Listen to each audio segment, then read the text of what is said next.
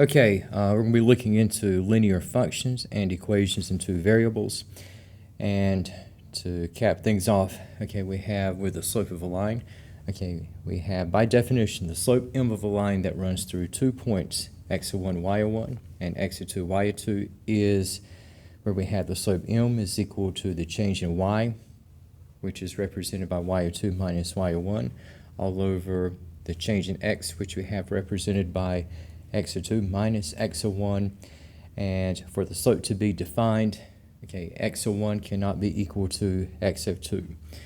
And we have, furthermore, if it just so happens that x01 is equal to x02, then the difference in the denominator would be of zero value.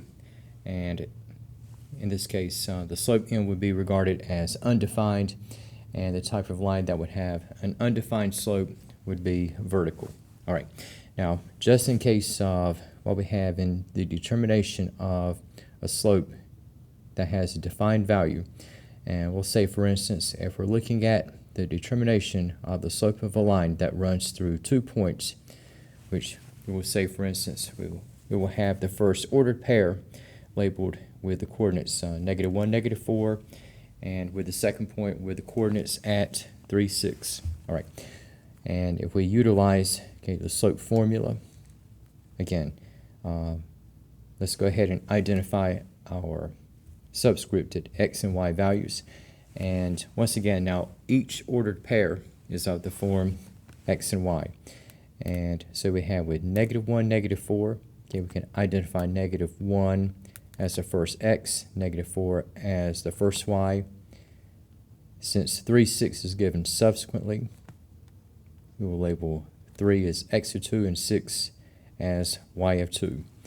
And in working with what we have in the determination of slope, we have filling in for the respective values. Okay, so we have with y of 2 minus y of 1, so y of 2 again is at 6. We have minus y of 1, so we have -4. For x of 2 minus x of 1, I have 3 minus -1. And calculating what we have here, okay, now we got with 6 minus -4, okay, that is going to be 6 plus 4, and that's going to be at 10. And for 3 minus -1, that's going to be 3 plus 1, which is going to be a 4. And so we have, for the ratio, we have 10/4. And for the slope in this particular case, we end up with the ratio 5/2. So the slope of the line in this case, you have at 5/2. And if you were to read the graph in order from left to right, you would have a cycle of going up 5 units while shifting over to the right 2 units. And looking at what we have from a visual standpoint, now if I were to graph, okay, the points -1, -4, and 3, 6, again, you have in the process, okay, you have a shift going upward 5 units and right 2 units. So if I were to start from -1, -4, so x is at -1, y is at -4. So if I go up 5 units, okay, I'm going from y is equal to -4, -4 plus 5 is 1, so y is at 1. And for x, I'm going from x equals -1 to 0 to 1. So I have an in-between point at 1, 1.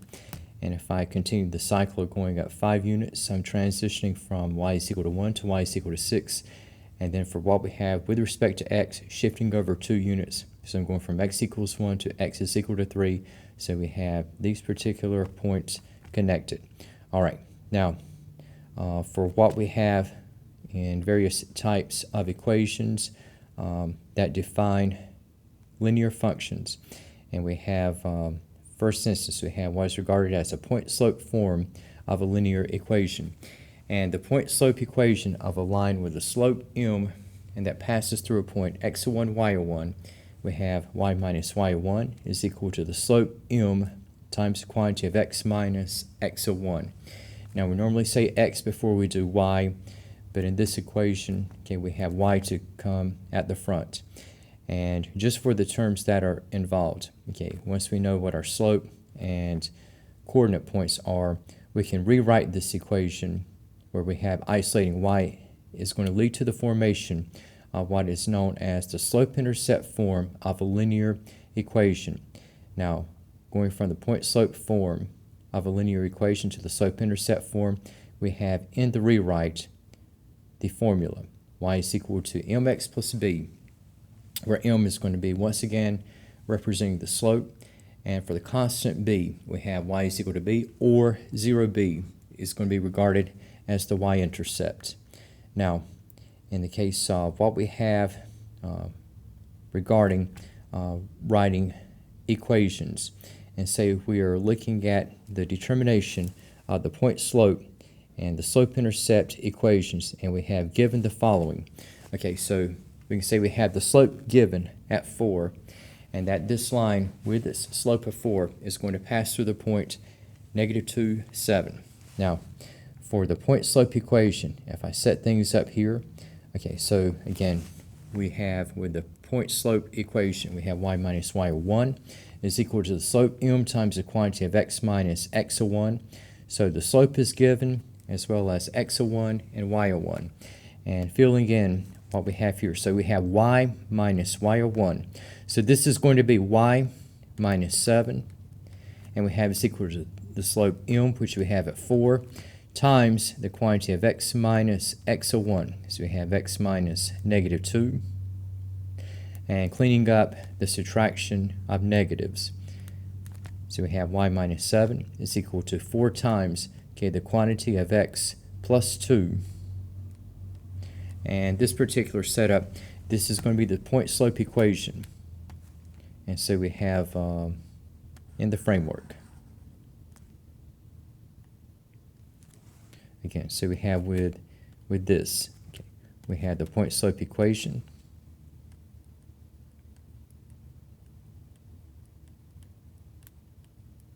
And then transitioning over to the slope-intercept equation. Okay, we have in the process of isolating y. Okay, so we have y minus 7. And we have 4 times the quantity of x plus 2. So we have a distribution. We have is equal to 4x plus 8. And isolating y, if I add 7 to both ends, and it's going to turn out that in the process, with y now by itself, we have the slope-intercept equation. So we have y is equal to 4x plus 15. And so we have throughout, okay, transitioning from the point slope equation to the slope-intercept. Again, with the slope-intercept, okay, we're going to have, again, so we have with y isolated, the coefficient of the x term we have at 4. Again, that is going to be the slope. And for what we have, again, along with the slope of 4, okay, we can test out to see if -2, 7 is such a point to which the line represented by y is equal to 4x plus 15 will pass. So if we have y at 7, okay, left-hand side of the equation is at 7, and we want the right-hand side to be as well. So we have with x at -2, 4 times -2 is -8. -8 plus 15 is going to be 7. So this will check out. Now another case, and let's say that if we have that the slope is equal to -2, and we have the point through which the line passes will be 2, -5. So we have, upon substituting, we have for y minus y01, we're going to have y minus -5 is equal to the slope m, which we have at -2, times the quantity of x minus 2. And once again, cleaning up the subtraction of a negative, we have y plus 5 is equal to -2 times the quantity of x minus 2. So we have this particular setup at this stage is going to be the point slope equation. Okay, and so, and again, we have in transitioning over to the slope-intercept. Okay, again, so we're going to isolate y, and looking at the distribution to the right, we have y plus 5 is equal to -2x plus 4. Again, -2 times the quantity of x minus 2 leads to -2x plus 4. And in looking at isolating y, if we deduct 5 from both sides. And so we will have that y is equal to negative 2x minus 1. And once again, we have this final formation is going to be the slope-intercept. And let's say that if we have another situation, okay, where we don't have the slope automatically given, okay, and we have just as a third case here, and let's say that instead of having the slope provided, we have 2 points given instead, and we'll say we have the first order pair will be at 2, 3, and the second order pair is going to be at 4, 19. And now, again, we need the slope m, and we can relegate back to the slope formula. Again, so we have y of 2 minus y of 1 divided by the difference between x of 2 and x of 1. So we have, in the process, once again, filling in, and we have substituting. Okay, so we have for y of 2 minus y of 1. Okay, so we're going to have 19 minus 3. And we have all over 4 minus 2. Okay, so we have 19 minus 3 is going to be 16. 4 minus 2 is 2. And 16 over 2 is going to be at 8. All right. And now for the point slope and thus the slope-intercept equations. Now you can choose 2, 3 or 4, 19 in the point slope setup. Okay, and again, either set will work. Okay, and tell you what, let's say if we were to choose 419, again, either choice will work. And we have with the setup we have here, and we have for point slope terms. Okay, now you're going to have different point slope equations, but both will lead to the slope intercept equations in identical fashion. So we have for y minus y of 1, okay, so we have y minus 19, and we have is equal to the slope m, which we have now determined to be at 8, and we have times quantity of x minus x of 1, so we have 8 times quantity of x minus 4, and so taking what we have now, so we have y minus 19 is equal to 8x minus 32, and isolating what we have in y, so if I add 19 to both ends, so it's going to turn out that we have, in the end result we have y is equal to 8x minus 13. So again, we have for these, okay, so we're going to have this part, okay, again, that is going to be the point slope,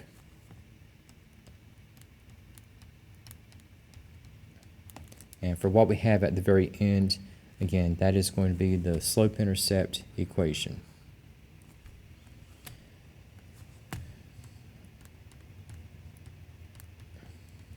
And the slope-intercept equation, this will work for both. Okay, so we have with our points, if I plug in 3 for y, okay, so left-hand side of the equation is going to be 3, and 8 times 2 for x multiplied by 8, we'll have 16 minus 13 also is going to be at 3. And for 419, have y is at 19. 8 times 4 is 32, minus 13 also comes out to 19.